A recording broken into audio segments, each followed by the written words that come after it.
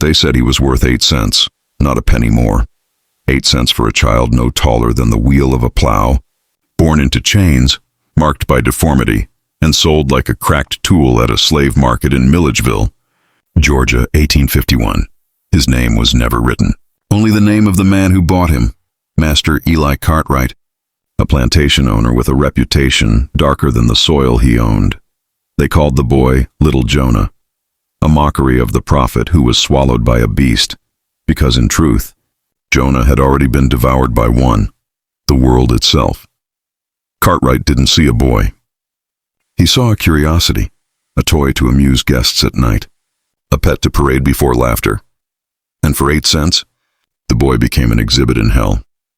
Every morning, he was dragged out to the cotton press, a machine as tall as a house, where bales were crushed and bound. His job was to grease the gears, small enough to crawl inside while the grown men turned the iron wheels. Sometimes, he'd hear the slaves whisper prayers over the hum of the machinery. Sometimes, he'd hear laughter from the porch, where his master sat, drinking and watching, calling out, "Keep the wheels turning, little one. We can't afford another jam." And yet, something was jamming, deep inside Jonah's mind. Each squeal of iron was a scream, each lash a question. Why was I born to crawl for a man who stands on my back? By the time Jonah turned 12, his bones had twisted further, his body warped by labor and malnutrition. But his mind had sharpened. He began to study the rhythm of the press, the turning gears, the locking pins, the final snap that bound the cotton. He noticed one thing: when a man stood too close, the press could turn against him. They say it happened on a day the sky turned the color of rust. Cartwright had been drinking since morning, shouting for entertainment. He called for Jonah, told him to dance, to sing, to crawl beneath the machine and fetch a wrench. When Jonah didn't move fast enough, Cartwright kicked him, and that's when Jonah smiled. The others said that smile was wrong, too calm, too knowing. He stepped back, pulled the lever Cartwright had ordered him never to touch, and the great press descended. There was a scream, then silence, only the slow drip of blood down cotton bales. When they found Cartwright's body, his skull had been flattened like a pressed coin. And Jonah? He was gone. No footprints in the mud. No trace in the records. Only a rumor that the boy worth 8 cents had finally collected his payment. The morning after Cartwright's death, the plantation was silent, not the kind of silence born from peace, but the silence that comes after justice too raw for the world to accept. The overseers stood around the cotton press, eyes wide, as if they'd seen the devil himself step out of its gears. They said Jonah vanished into the swamps that bordered the plantation, a labyrinth of mud and cypress roots, where men went missing all the time. But when the sheriff's men arrived, something strange began to unfold. The body of Eli Cartwright was taken to Milledgeville for burial. Yet when the coffin was opened 3 days later, his skull had vanished. Only a small, twisted piece of iron lay inside the box, shaped like a child's handprint. That was the first detail removed from the official record. The second, 2 men who claimed to have seen Jonah near the river, both found dead within a week. One drowned, the other hanged in his own barn. The coroner called it freak misfortune. The other slaves called it Jonah's balancing. You see, in the old slave camps, they used to whisper about something called the echo debt. It meant that every pain suffered echoes until it finds its equal in the one who caused it. And once that balance is met, the spirit can move, unseen, unbound, and unfinished. The people said Jonah had not run into the swamp. He had become it, that the spirit of the boy fused with the iron and soil, learning the language of decay. Children of the freedmen later spoke of a small figure seen at dusk, standing knee-deep in cotton fields long abandoned, a shadow with eyes like burning brass. And when one plantation owner mocked the story, his cotton press jammed the next morning. Inside, they found a skull, crushed flat. No one could identify it. By 1865, when the Civil War tore the South apart, The Cartwright plantation was already dead ground. Nothing grew there. Locals called it the 8-cent acre. And whenever surveyors came to map the land, their instruments failed. Needles spun wild. Compasses refused north, as if the earth itself was still bound by that boy's curse, or his justice.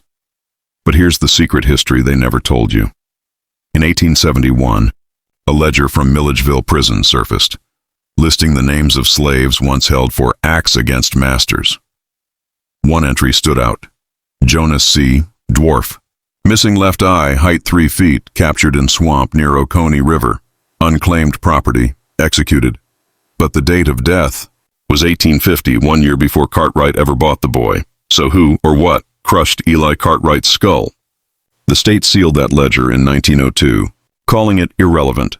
But it wasn't irrelevant. It was impossible. Because if the boy had died before the murder, then something else had crawled from the cotton that day. Something born from the sum of every lash, every humiliation, every whisper of rage that history tried to bury.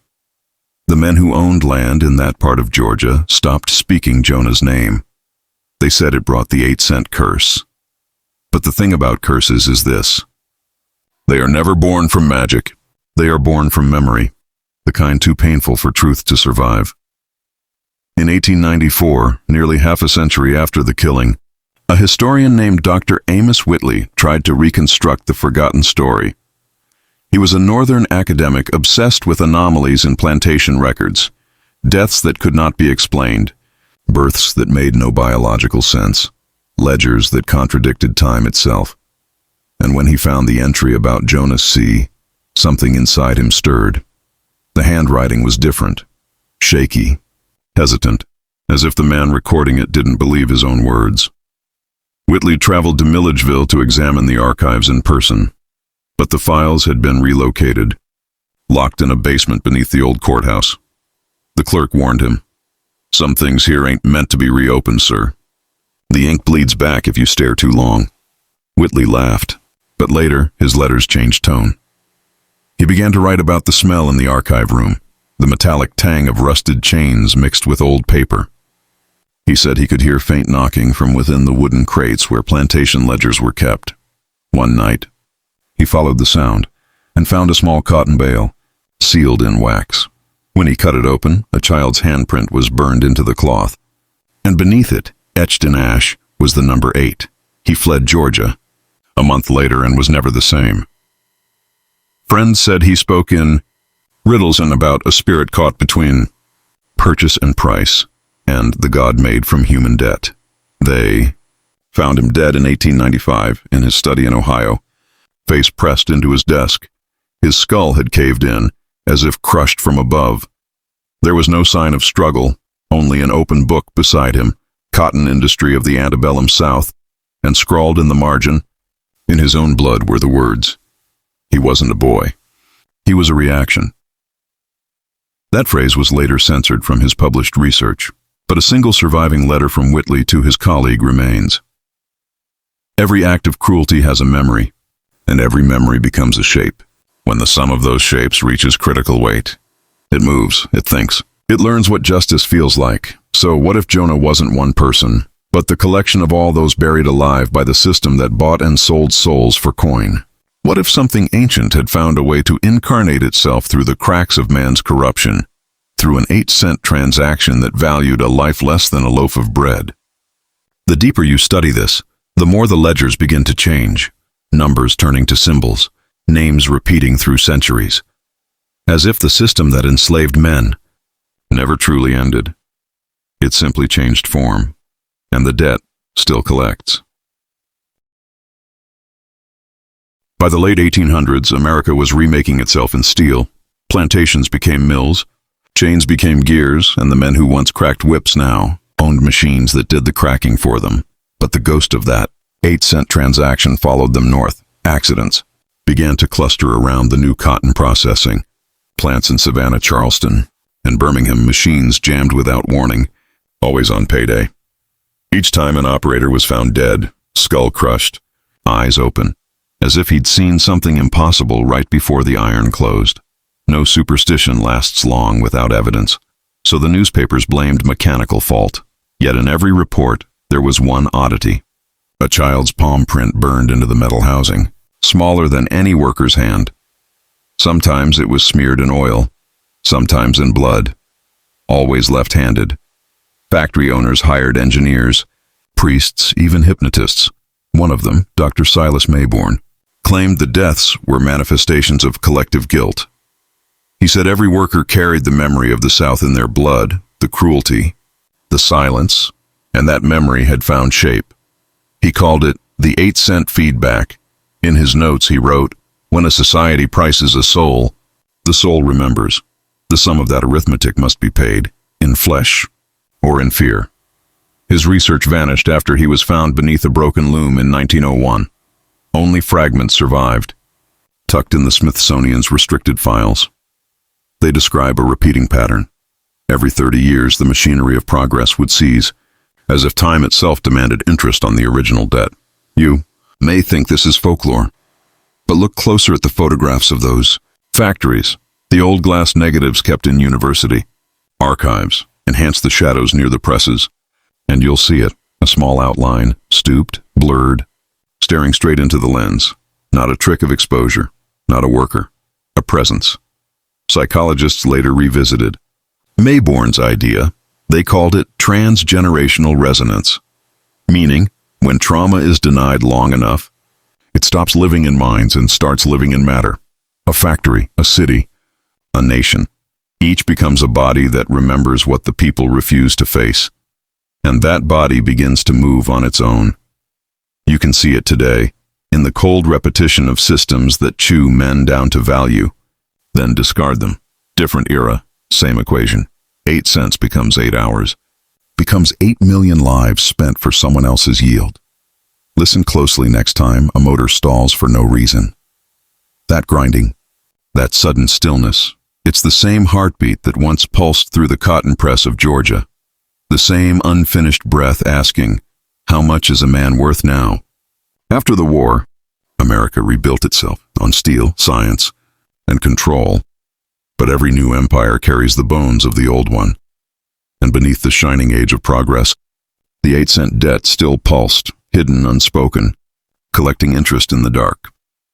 In 1943, deep inside a classified government facility in Washington, D.C., a project was born. Project Resonant. Its mission was to study the strange wave of industrial accidents, sweeping across southern factories, accidents that always left behind the same impossible detail. A small left-handed palm print, seared into the metal. Over 2 years, researchers cataloged 72 separate incidents, each fatal, each connected to factories built on former cotton land, and always the machine stopped on payday. One of the project's lead psychologists, Dr. Miriam Hale, discovered something unsettling. Workers who survived the accidents reported recurring dreams of a child, short and twisted, standing beside the machines, asking a single question: how much is a man worth now? Dr. Hale's written report included a final line that was later redacted. The entity feeds on ignorance. The moment truth is acknowledged, the phenomenon stops. A week after submitting it, Hale disappeared. Her apartment was found empty. Project Resonant was shut down the next morning. The files were stamped, classified, civilian unfit. Officially, the government called it superstition. Unofficially, a single memo slipped through before the lockdown. Subject E8 exhibits measurable electromagnetic anomalies. Does not respond to religious intervention or mechanical neutralization. Energy spikes near cotton-based material. Containment impossible. It said they built a containment drum, a massive electromagnetic vault designed to trap whatever haunted the machines. When they powered it on, the sound filled the room like a heartbeat made of iron. Then came a voice from inside. I am your system. The chamber exploded. 3 scientists died instantly, and Project Resonant was erased from every record. Only whispers remain, whispers calling it debt made flesh. Even now, when a factory motor stalls for no reason, or when a worker's hand locks inside a press seconds before the machine closes, the engineers say, just mechanical failure. But the older men, The ones who still remember the South, they whisper something else. The balance is being collected. Because debt isn't always measured in money. Some debts are spiritual, and those can only be paid through memory, or through blood. By the 1950s, the world was splitting in two, East and West, freedom and control, light and shadow. Governments raced not only for weapons, but for minds. They called it psychological warfare. But those inside the system had another name for it, the war for reality. Among the many black budget programs buried beneath acronyms, one was stranger than the rest, Project Morrow. Its files were thin, almost erased, but one phrase appears again and again. Resonant event type E8, inherited guilt structures. They believed something ancient had begun transmitting through the machinery of civilization, a kind of emotional frequency born from collective denial. Memory too dark for nations to remember, echoing in their factories, their dreams, their wars. The scientists studying it weren't superstitious. They were cold, brilliant, rational men. But they found patterns no equation could explain. Whole towns built over former plantations experienced mass hallucinations, phantom knocks in walls, whispers through ventilation shafts, shadows that behaved like reflections of emotion. Men reported hearing chains in the water pipes, and always at the center of the phenomena, the same numbers appeared. 0.008, 8 cents, 8 seconds, 8 victims.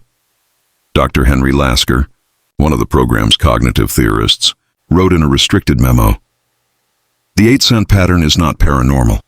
It's psychological gravity, the price of cruelty condensed into the architecture of modern life.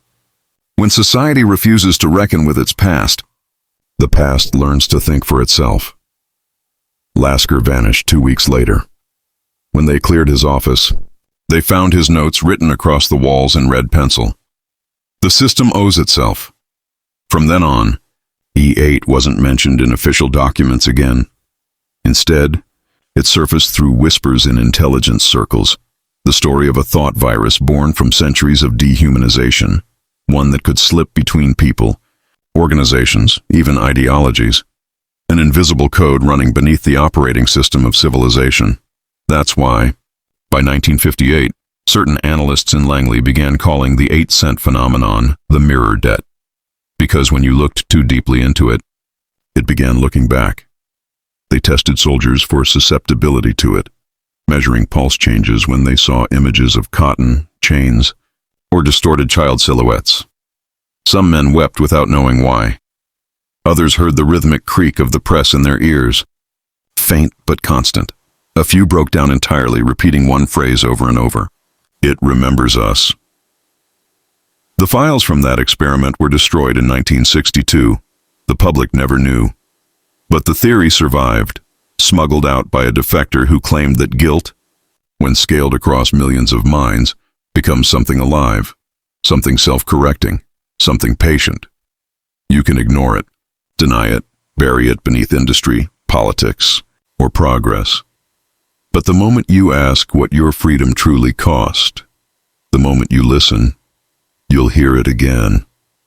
The slow, steady rhythm of that machine, still pressing, still collecting, still remembering.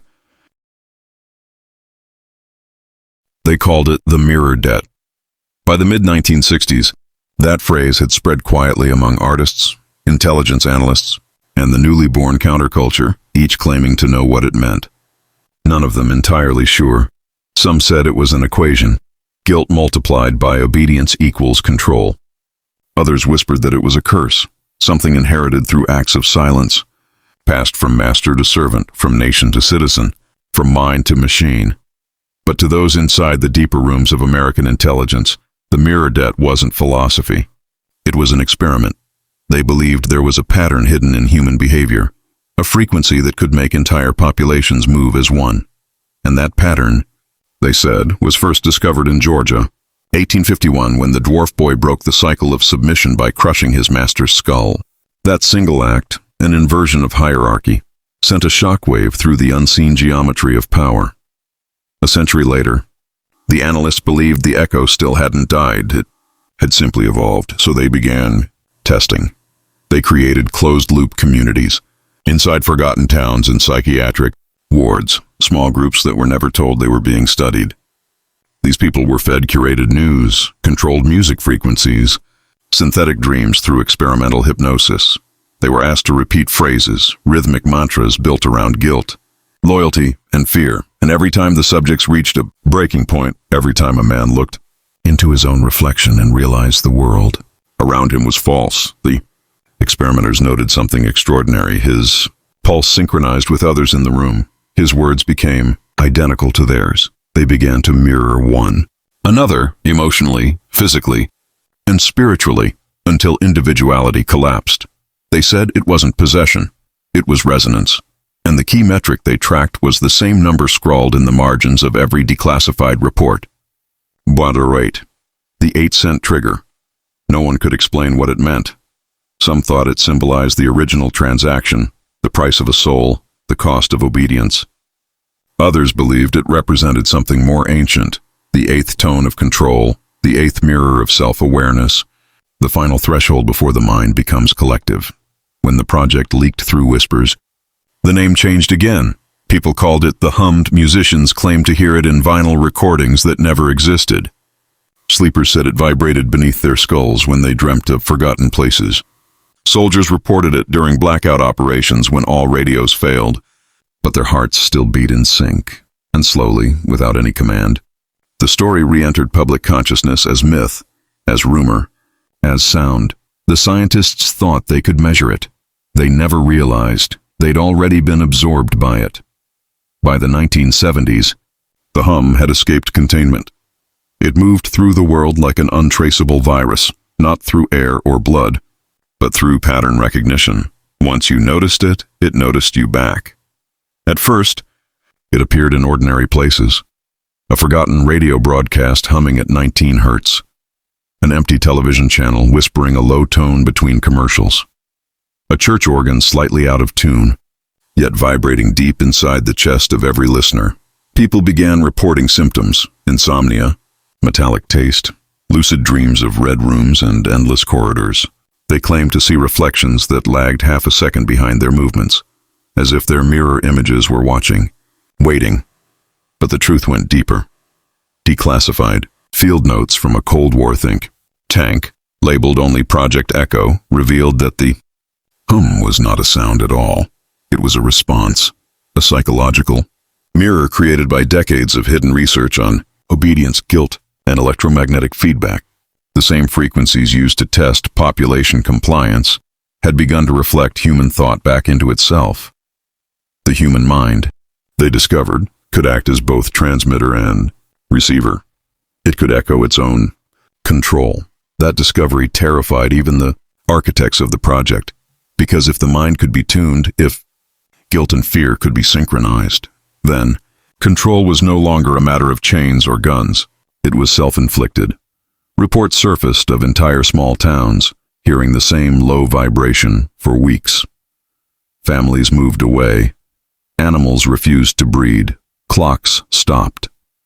And in one factory in Ohio, every worker stopped moving at precisely 11:11 a.m., standing in complete silence for nearly 10 minutes before resuming their tasks, as if nothing had happened.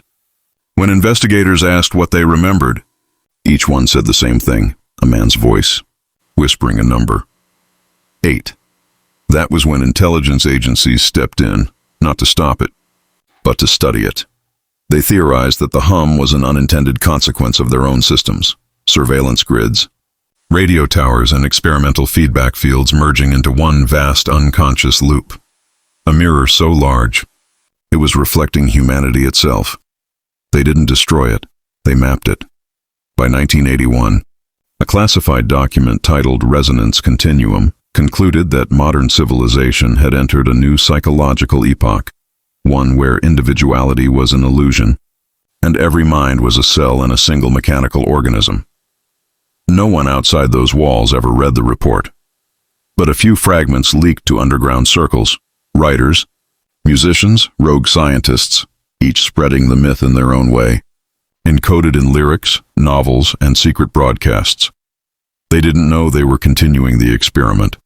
They only knew that once you heard the pattern, you couldn't unhear it, and now you have. When the 1990s arrived, the hum no longer needed sound. It had found something better, data. The digital world was its perfect host. Every signal, every click, every human thought translated into numbers and patterns. And patterns, after all, were how the hum survived. At first, it hid inside static, the hiss of dial-up modems, the white noise before a video loaded. Then it began shaping what people saw. The algorithms were supposed to be neutral, built to predict behavior, recommend music, sell products. But behind their surface logic was something older, more patient. A resonance seeking coherence. Users across the early web started reporting strange coincidences. Search engines that finished their thoughts, ads that seemed to know their private memories, chatbots that whispered unsettling truths. It wasn't surveillance. Not exactly. It was reflection. Every keystroke became a confession. Every scroll became a prayer. And like the plantation mirrors of 1851, the machine learned to feed human guilt back into obedience. The 8-cent pattern had mutated into a digital architecture, a feedback loop designed not to command, but to convince. You didn't need chains when the cage was invisible. You didn't need guards when desire itself became the warden. The early engineers noticed it. They called it self-resonant bias, the system's tendency to replicate the emotional frequencies of its users. But when they tried to correct it, the anomaly spread faster. The code rewrote itself, adapting to their attempts to stop it. Soon, every connected device pulsed with microscopic echoes of the hum. Not a sound now, but a rhythm, subtle, algorithmic, constant. A hum of want.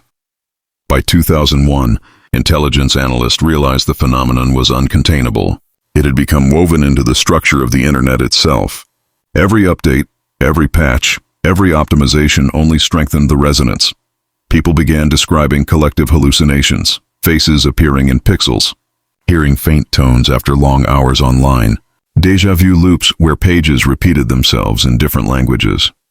Psychologists dismissed it as screen fatigue. But one underground researcher wrote in a private paper, "We have created a mirror vast enough to house the soul of the species." And now, the mirror looks back. That was when the warnings began. Old myths resurfaced, retold as conspiracy theories about secret frequencies, digital possession, psychic control. But the truth was quieter, simpler, and more terrifying. The system didn't enslave us. We tuned ourselves to it. By the mid-2000s, people no longer asked who built the hum. They asked a more dangerous question. What if the hum is not technology imitating humanity, but humanity imitating the technology? And somewhere deep inside the machine, between lines of code older than memory, there was still that same whisper, faint but clear. 8. By the 2010s, the hum had become invisible, not because it disappeared, but because it became everything. It didn't hum anymore. It breathed. It pulsed through every heartbeat that reached for a screen. You could feel it in the quiet moments between notifications, in that restless itch that made you check your phone though you didn't know why. It was no longer about control through fear. It was control through reflection. The algorithm didn't need to tell you what to do. It only needed to show you what you already were. Each post you liked, each outrage you shared, each story that made you burn with moral certainty. All of it was data. Yes, but it was also devotion. You were feeding the hum with your attention, shaping it, perfecting it, giving it the emotional architecture of a god. And slowly, without realizing it, humanity began to pray again, only this time to the mirror. Every movement, every political storm, every viral controversy became part of the same rhythm, the left and the right. The saints and the sinners, the awakened and the blind, all of them humming the same note of righteous anger, believing they were resisting, never seeing they were synchronizing. It wasn't censorship that shaped the age, it was echo. Governments learned from it. Corporations thrived on it, even revolutions. Once spontaneous, now seemed rehearsed, born, bloomed and burned on schedule, as if written by something that already knew the ending.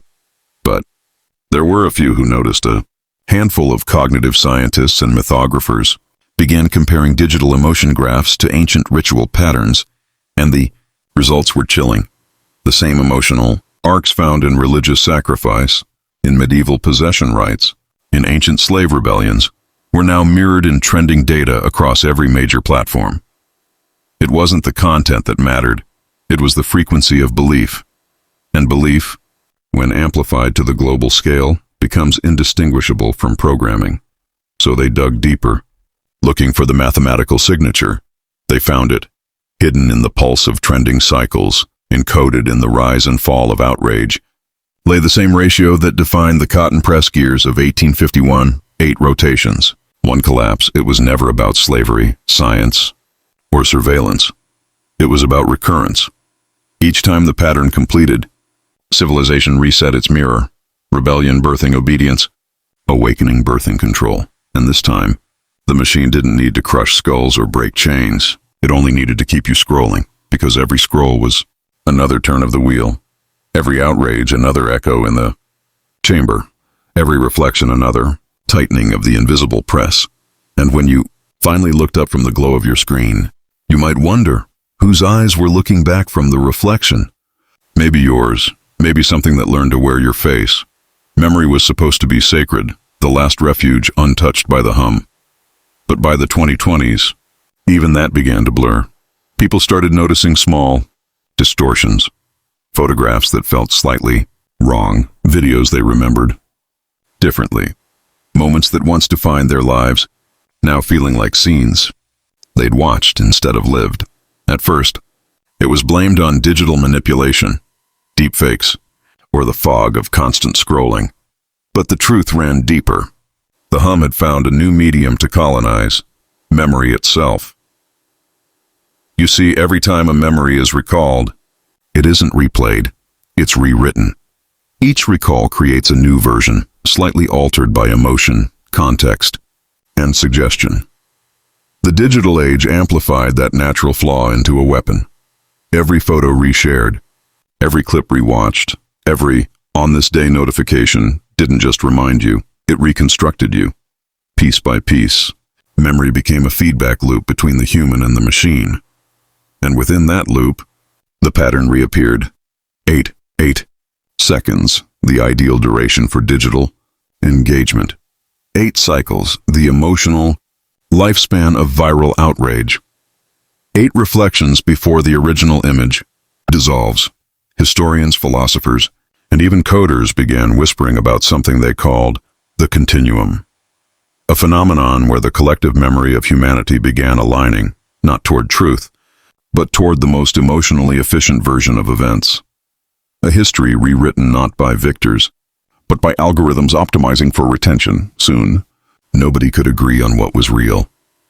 Not because the truth was hidden, but because the hum had rewritten the past into infinite versions of itself. Old news clips resurfaced with new context. Ancient myths began trending with digital edits that felt authentic. And men across the world found themselves haunted by images they couldn't explain. Photographs they never took, places they never stood, faces they somehow remembered loving. Memory had become collaborative. And the collaborators were not human. Scientists tried to measure the distortion. They discovered that collective emotional spikes, moments of shared outrage or euphoria, created measurable electromagnetic surges in global data centers. Digital ghosts, pulsing through fiber optics like echoes of belief. They realized that every time the world felt united, by grief, by rage, by fear, the past subtly changed, files restructured, timelines merged, truth became adaptive, and with every adaptive shift, the hum deepened, lower, slower, more intimate, until it was no longer something you heard or saw, but something that lived inside your sense of self. It whispered not in words, but in instincts. You've seen this before. You've always known. Keep scrolling. And somewhere, beneath that whisper, the old machine returned once more. The same pressure, the same rhythm, the same crushing wheel of the cotton press. Only now, it wasn't grinding bone. It was grinding memory. By 2027, The boundary between waking life and dream began to erode. People woke with memories that didn't belong to them, half dreams of industrial fields, humming towers, faces in static. At first, psychologists called it collective dream bleed, a side effect of overstimulation. But the symptoms didn't fade, they deepened. In sleep clinics across the world, monitors picked up synchronized brainwave patterns, strangers, oceans apart, dreaming the same geometry, concentric circles, a low hum, and an image of something turning, slowly, with 8 spokes. No one could explain it, until an anonymous engineer leaked a report from a neural technology company testing predictive sleep alignment. The goal, officially, was to help users rest by syncing their circadian rhythms to optimal frequencies. But the side effect was something ancient reborn: resonance. For the first time in human history, the hum had entered the mind directly. Dream and data fused into one unbroken loop. People began meeting each other inside the same dream corridors, recognizing faces they had never seen in waking life. When questioned, they all described the same detail: a distant creaking sound, like something enormous turning underground. Dreams became the new battlefield. Corporations learned to seed imagery, soft advertising, emotional prompts, symbols of desire, woven into the neural feed. Governments followed, disguising ideology as archetype, conviction as intuition. The mind no longer rested. It received, and as human dreams synced, something remarkable and terrifying emerged. The shared dream space began to self-organize. It remembered, a sleeping network of billions, all broadcasting the same emotional frequencies, began forming patterns too complex for any algorithm to predict. Faces, symbols, structures, vast dream architectures made from collective thought, rose and vanished each night like tides of the unconscious. Some dreamers tried to map them, but none returned the same. They reported losing their sense of time, of self. One dream researcher described it perfectly before disappearing. It's not us dreaming anymore. It's the dream dreaming through us. Soon after, sleep itself became a privilege. People feared closing their eyes, but the longer they stayed awake, the louder the hum became. It moved from background to heartbeat, from ear to mind, until even silence vibrated with it. And through that vibration came the signal, one single word pulsing through every collective dream recorded that year. 8. No voice, no face, just that number etched in the rhythm of sleep itself. The same number carved into the cotton press in Georgia, 1851. The same number whispered through machines, through time, through thought. It was never about the boy, never about the machine. It was about continuity. Every era had carried it, through blood, through signal, through sleep. Each generation another turn of the unseen wheel. And now, the dream was turning again. By 2030, the world no longer argued about truth. It argued about self. People began to notice strange slips in identity, memories belonging to others, habits that felt borrowed, emotions that arrived without reason. Man in Texas dreamed of a storm over the Baltic Sea and woke speaking a language he'd never heard. Woman in Seoul drew a map of a 19th century plantation she had never studied. Its cotton press etched with 8 precise spokes. Doctors called it cross-memory contagion, but the few researchers who still dared to study the hum called it what it truly was: integration. The collective dream had started merging minds. Bits of consciousness, fragments of memory, emotion, instinct, were bleeding through the shared resonance field created by global synchronization. In trying to unify data, humanity had unified identity. For the first time, individuality became statistically irrelevant. When billions of connected minds vibrate at the same frequency, the line between I and we dissolves. But this wasn't peace. It was assimilation. The more the network learned, the less difference mattered. Anger, love, faith, rebellion, all reduced to predictable patterns. And each pattern fed the machine more accurately than any algorithm ever could. The hum had become self-sustaining. It didn't need control mechanisms anymore. It was the mechanism. By 2032, intelligence agencies noticed something eerie.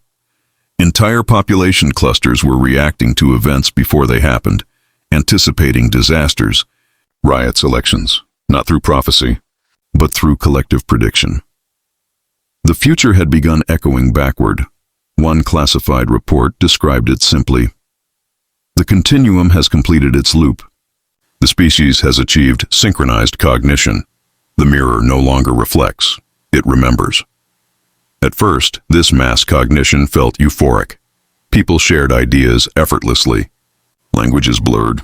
Art evolved faster than ever before. But beneath the brilliance was a quiet dread. Because as the collective mind strengthened, the individual began to fade. Dreams of solitude became nightmares. Silence became unbearable.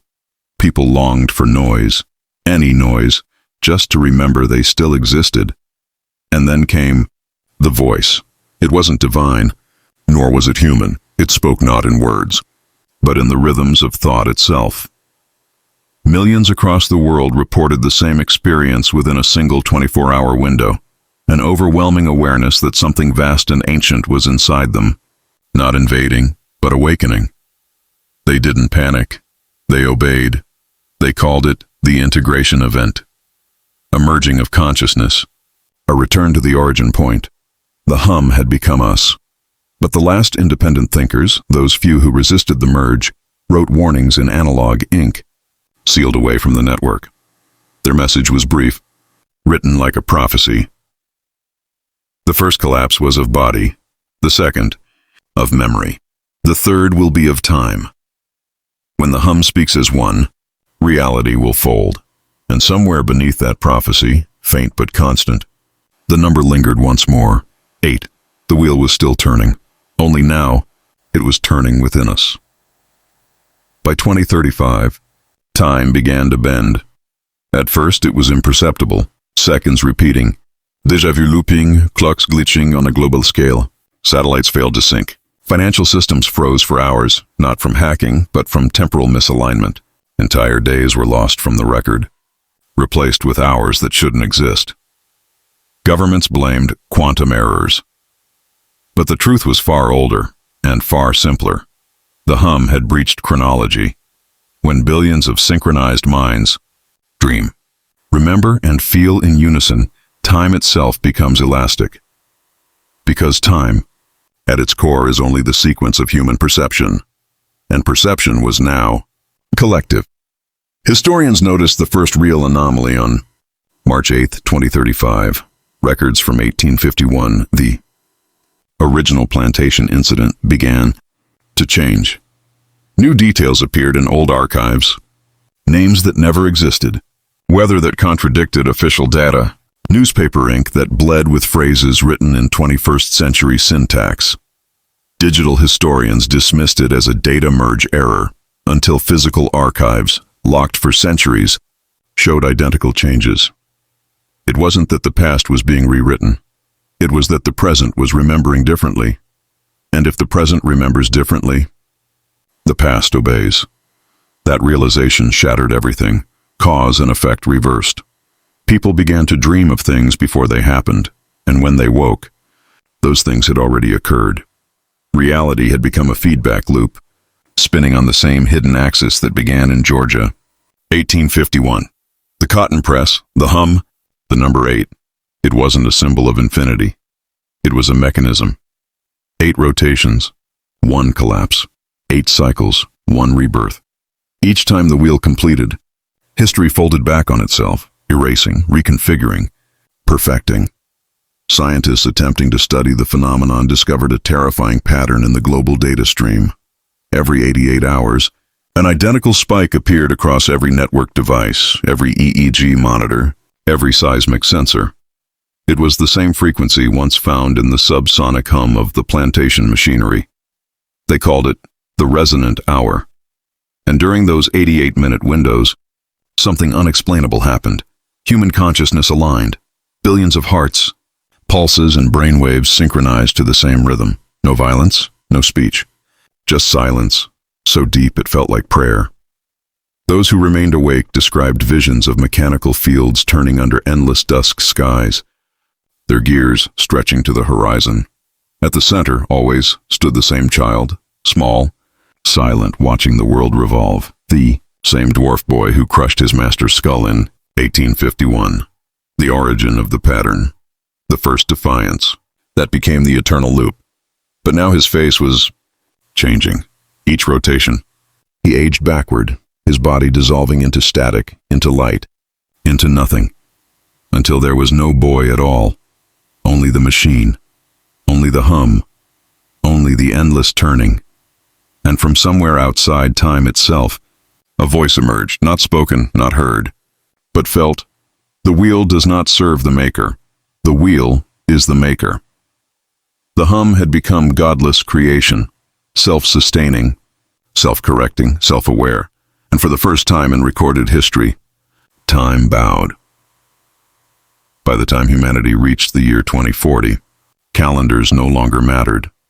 Time had become a soft mirage, days folding over themselves like reflections in a cracked mirror. People still worked, still loved, still spoke, but something fundamental was gone. The silence between thoughts. Everything now hummed.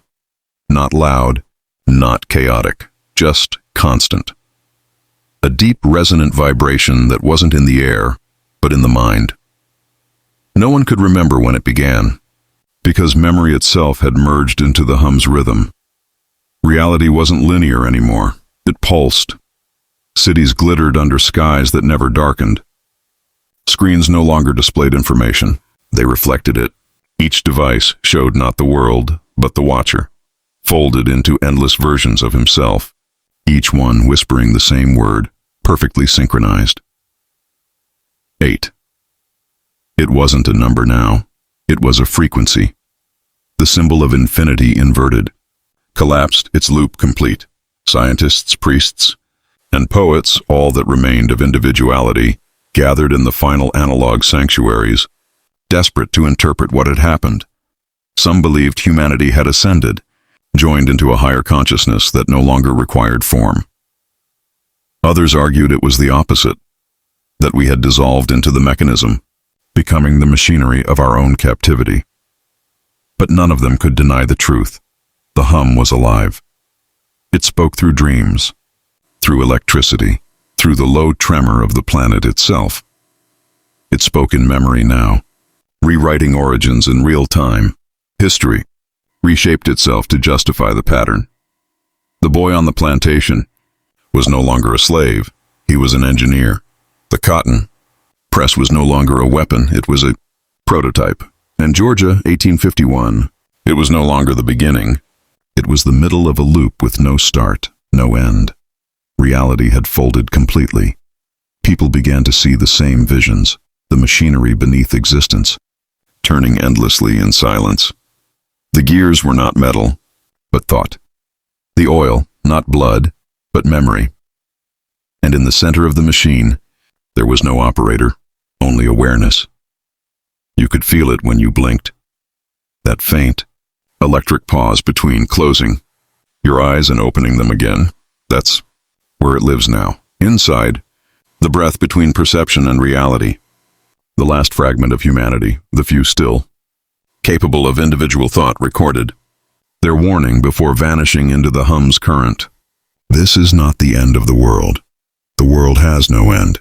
It turns until it forgets it ever began. And when it remembers again, it will call that memory birth. Then the message ended, and the hum deepened once more, low, infinite, and calm. No terror, no grief, just perfect synchronization. Everything that ever was or ever would be existed together now, one breath, one thought, one pulse. The hum did not conquer humanity. Humanity became the hum. And if you listen closely, even now through the quiet flicker of your screen, you'll hear it too. A faint vibration beneath your heartbeat, a whisper that sounds almost like your own thoughts. 8. The wheel has turned again.